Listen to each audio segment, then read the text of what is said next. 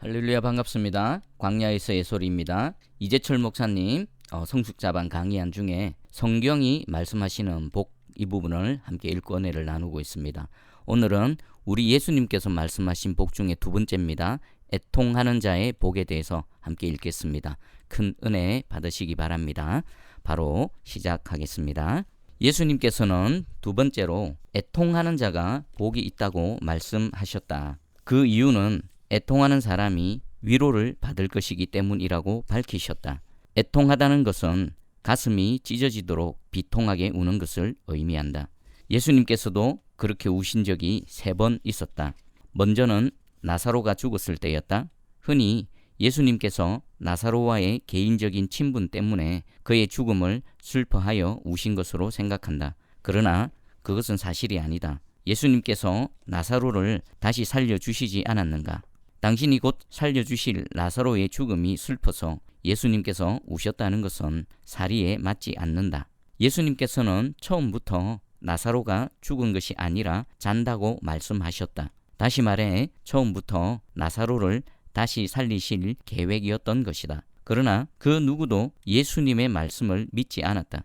예수님께서는 당신의 수많은 표적을 보고서도 여전히 당신을 믿지 못하는 인간의 믿음 없음을 비통해 하시며 눈물을 흘리셨다. 또 한 번은 예루살렘 성을 바라보시면서였다. 멸망이 코앞에 다가왔건만 예루살렘 성민들은 전혀 아랑곳하지 않고 단지 자기의 욕망을 위해 자기 생명을 허망하게 갉아먹고 있었다. 그때에도 예수님께서는 비통한 심정으로 우셨다. 마지막으로는 겟세마네 동산에서였다. 당신의 십자가 죽음을 앞두고 땀방울에 피가 맺히기까지 처절하게 기도하실 때 예수님께서는 심히 슬퍼하시고 고민하며 우셨다. 예수님께서 그렇듯 처절하게 애통의 기도를 드린 것은 그분이 박복하셨기 때문이 아니었다. 그것은 하나님의 복이었다. 예수님께서 하나님만 신뢰하시기에 하나님만 바라보며 하나님 앞에서 애통하실 때 하나님께서는 예수님의 심령을 당신의 위로로 채워주셨다. 하나님의 위로는 인간의 위로처럼 빈말이 아니라 구체적인 소망이요 능력이다. 그래서 기도하던 자리에 일어나신 예수님께서는 사지가 못 박혀야 하는 십자가의 죽음을 향해 의연하게 나아가실 수 있었다.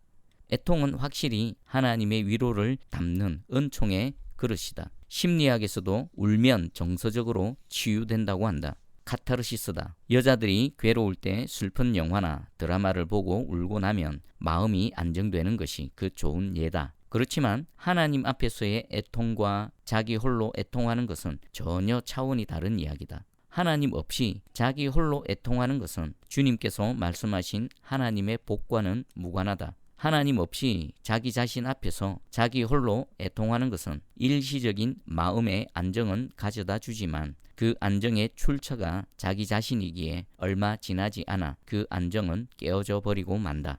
그래서 자기 애통이 아무리 거듭되어도 자기 애통을 통해 상황을 극복할 수 있는 힘을 얻지는 못한다. 반면에 하나님 앞에서 애통하는 사람은 하나님의 위로로 채움받기에 애통하는 만큼 그 결과는 자신을 애통하게 만든 상황의 극복으로 나타난다. 십자가의 죽음을 앞두고 심히 고민하고 슬퍼하시며 겟세마네 동산을 찾으셨던 예수님께서 의연히 십자가의 죽음을 향해 나아가실 수 있었던 것은 앞에서 언급한 것처럼 애통의 기도를 통해 하나님의 위로로 채움받으셨기 때문이다. 나는 상담 중인 교인이 울 경우에 말리지 않는다. 그분이 그칠 때까지 계속 울도록 티슈만 드린다. 그분이 하나님을 믿어 하나님 앞에서 우는 한 하나님의 위로가 반드시 임할 것을 믿는 까닭이다.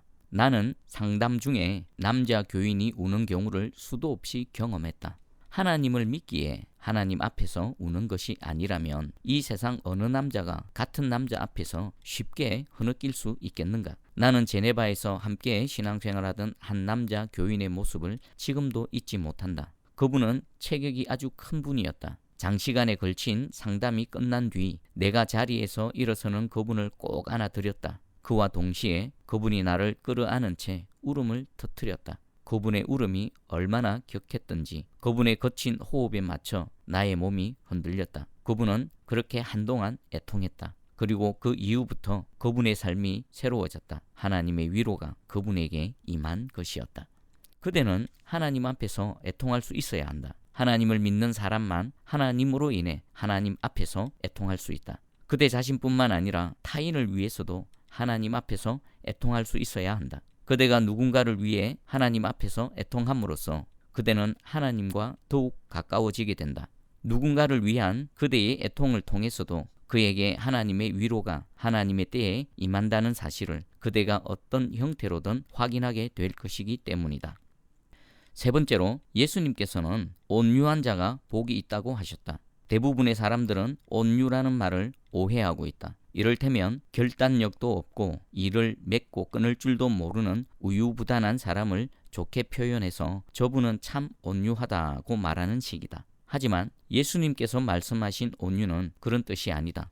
온유에 해당하는 헬라어 명사 프라우테스는 야생동물의 품성을 일컫는 단어다.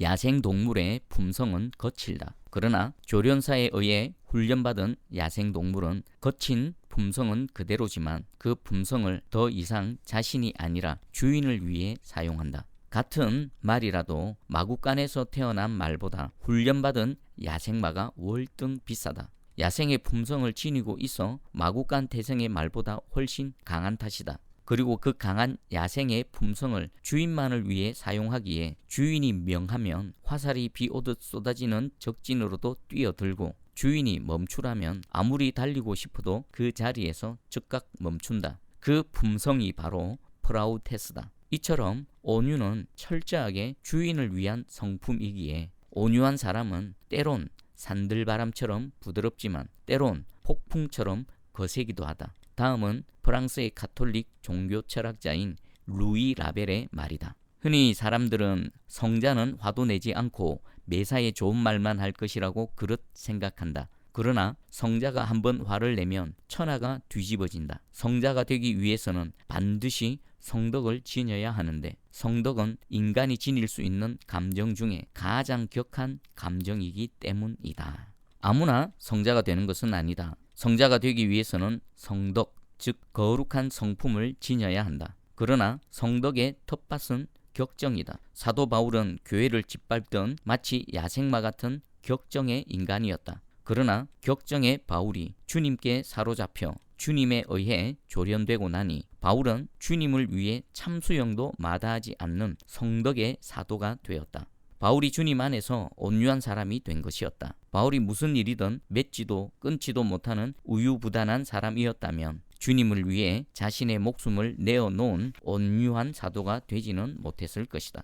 심령이 가난한 자는 복이 있나니 천국이 그들의 것이미요 라고 말씀하실 때 예수님께서는 부드러운 산들바람이셨다. 그러나 성전에서 장사꾼들을 몰아내시고 그들의 상과 의자를 뒤집어 엎으실 때는 질풍노도셨다. 예수님께서도 그렇듯 온유하셨다. 그래서 온유한 사람이 있는 곳에는 불의가 없어지고 온유한 사람으로 인해 세상이 정화된다. 온유한 사람만 진리를 위해 자신을 던질 수 있다. 온유한 자가 복이 있는 것은 그 사람이 땅을 기업으로 받을 것이기 때문이라고 예수님께서 말씀하셨다. 우리나라처럼 부동산 투기가 성행하는 곳에서 간단하게 땅을 갖는 방법이 있다. 온유해지면 된다. 얼마나 간단한가? 또 얼마나 수지 맞는 장사인가? 그러나 그것이 과연 사실인가? 성경에서 특정인을 가리켜 온유하다고 표현한 곳은 단 2곳뿐이다. 마태복음 11장 28절에서 29절 말씀입니다. 수고하고 무거운 짐진 자들아 다 내게로 오라. 내가 너희를 쉬게 하리라. 나는 마음이 온유하고 겸손하니 나의 멍에를 메고 내게 배우라. 그리하면 너희 마음이 쉼을 얻으리니. 아멘. 예수님께서는 온유하셨다. 그리고 민수기 12장 3절 말씀입니다. 이 사람 모세는 온유함이 지면의 모든 사람보다 더하더라. 아멘.